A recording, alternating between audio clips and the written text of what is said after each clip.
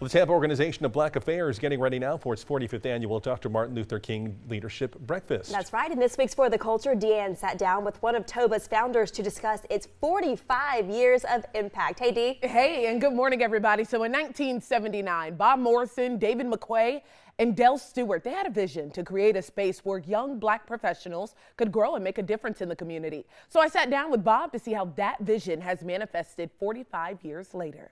We knew then there was no easy fix. In 1979, the president of the National Urban League called it a year of crisis for Black people in America. Disparities and inequities plagued employment, education, health, and affirmative action. So Bob Morrison wanted to do his part for Tampa Bay. The challenge in '79 was that integration had literally undercut the growth of Black-owned business in Tampa and St. Pete. Together, Morrison and his business partners began discussing ways to enhance African-American life across the area, while also mentoring young professionals. Their first meeting was in October of 1979. What blew us away, all 100 showed.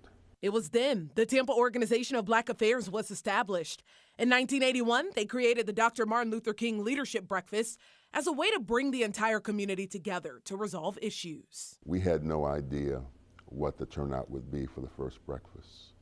When we arrived and saw a line outside the hotel ballroom doors, outside the hotel itself, waiting to get in, we as a board were blown away. 150 people attended the first breakfast. Now, more than 1,200 attend annually. How do you feel in the present day, being able to look back and see all of the things that TOBA has done thus far? Humbled.